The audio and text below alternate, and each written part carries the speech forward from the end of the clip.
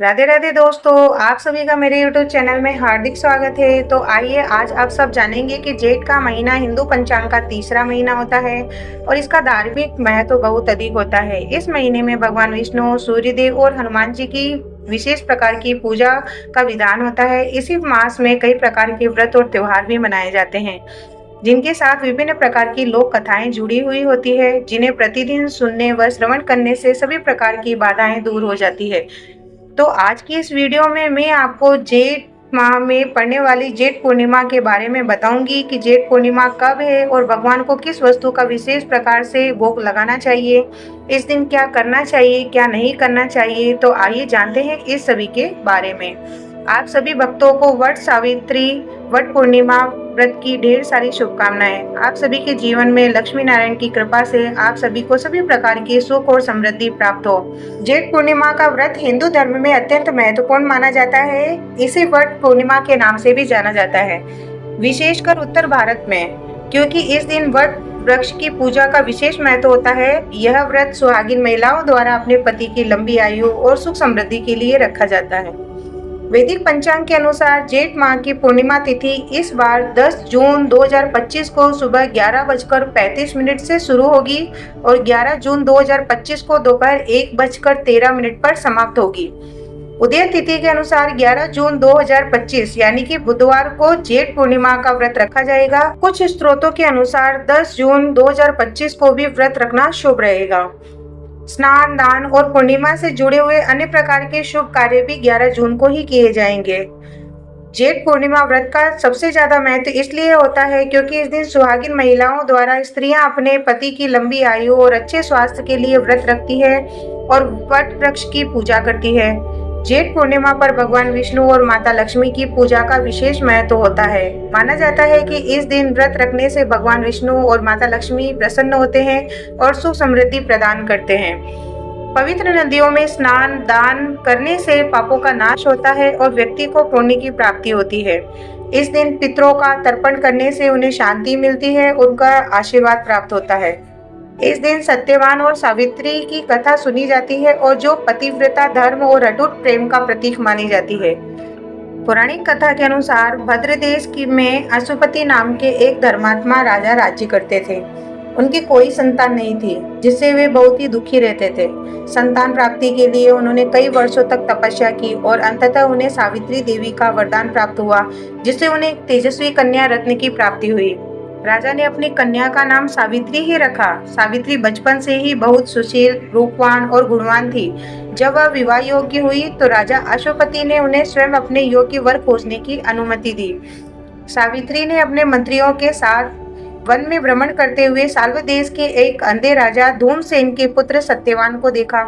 Satyavan one में लकड़ी काटने का कार्य करता था और अपने माता पिता की सेवा करता था।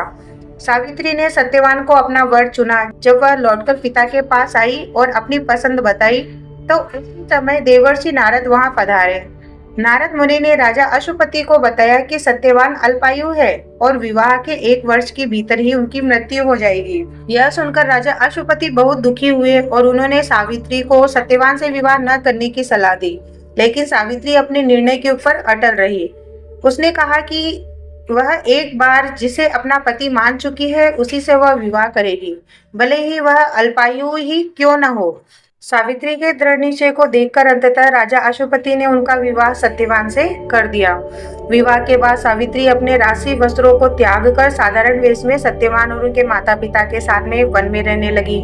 वह अपने सास ससुर की सेवा करती और सत्यवान के साथ सुखपूर्वक जीवन व्यतीत करती थी। नारद मुनि द्वारा बताए गए सत्यवान की मृत्यु के दिन जैसे जैसे करीब आने लगे, सावित्री के मन की चिंता बढ़ने लगी। वह लगातार सत्यवान के साथ रहने लगी और जिस दिन सत्यवान की मृत्यु का समय था उसी दिन सावित्री ने व्रत रखा और सत्यवान के साथ जंगल में लकड़ी काटने गई। जंगल में सत्यवान को सिर दर्द हुआ और वह एक वट वृक्ष के नीचे लेट गया। कुछ देर बाद यमराज स्वयं सत्यवान के प्राण हरने के लिए प्रकट हुए। यमराज ने सत्यवान के शरीर से सूक्ष्म रूप से प्राण निकाले और अपने साथ दक्षिण दिशा की ओर चलने लगे। सावित्री भी अपने पति के पीछे पीछे चलने लगी और यमराज ने सावित्री को वापस लौटने के लिए कहा, लेकिन सावित्री ने कहा कि पतिव्रता स्त्री के लिए अपने पति का अनुसरण करना ही उसका धर्म है। उसने यमराज से धर्म, नीति और पवित्रता धर्म पर कई तर्कपूर्ण बातें की। सावित्री की ज्ञान भरी बातों से यमराज प्रसन्न हुए और उन्होंने सावित्री से वर मांगने को कहा। तो सावित्री ने पहले अपने अंधे सास ससुर की आंखों की रोशनी मांगी और यमराज ने तथास्तु कहा और आगे बढ़ने लगे। सावित्री फिर भी उनका पीछा करती रही और यमराज ने फिर से वर मांगने को कहा। तो सावित्री ने अपने सास ससुर के खोए हुए राज्य को वापस मांगा। तो यमराज ने वह वर भी दे दिया। यमराज फिर आगे बढ़े, लेकिन सावित्री ने उनका पीछा नहीं छोड़ा। तीसरी बार यमराज ने वर मांगने को कहा। इस बार सावित्री ने अपने और सत्यवान के लिए कई पुत्रों का वरदान मांगा। यमराज ने यह वरदान भी दे दिया। और जैसे ही यमराज ने पुत्रों का वरदान दिया, सावित्री ने कहा कि हे धर्मराज, आपने मुझे पुत्रवती होने का वरदान तो दिया है, लेकिन मेरे पति के बिना मैं पुत्र कैसे प्राप्त कर पाऊंगी? यदि सत्यवान के प्राण वापस नहीं आएंगे तो आपका वरदान कैसे पूरा होगा? सावित्री की इस बुद्धिमत्तापूर्ण बात से यमराज अत्यंत प्रसन्न हुए और उन्होंने सावित्री की पतिव्रता, धर्म, निष्ठा और बुद्धिमत्ता की प्रशंसा की। अंततः यमराज ने सत्यवान के प्राण वापस कर दिए और उन्हें दीर्घायु होने का वरदान दिया। सत्यवान जीवित हो उठा और सावित्री के साथ वापस अपने घर लौट आया। वहां उन्होंने देखा कि उनके सास ससुर की आंखों की रोशनी वापस आ गई है और उन्हें उनका खोया हुआ साम्राज्य भी वापस मिल गया है। इस प्रकार सावित्री ने अपनी पतिव्रता और निष्ठा से यमराज से अपने पति के प्राण वापस ले लिए। इसी कारण से विवाहित स्त्रियां अपने पति की लंबी आयु, सुख, समृद्धि और अखंड सौभाग्य के लिए वट सावित्री व्रत रखती है। तो आशा करती हूँ कि यह जानकारी आपको अच्छी लगी होगी। इसी प्रकार से हमारे चैनल पर हम आपको पूजा पाठ, व्रत के बारे में सभी जानकारियाँ देंगे, कथा को सुनाएंगे। और हमारे चैनल पर आप पहली बार आए हो तो चैनल को लाइक और सब्सक्राइब जरूर करें और हमारा वीडियो अच्छा लगे तो जरूर से जरूर एक प्यारा सा कमेंट्स करें। मिलते हैं नेक्स्ट वीडियो में, तब तक के लिए जय श्री कृष्णा, राधे राधे।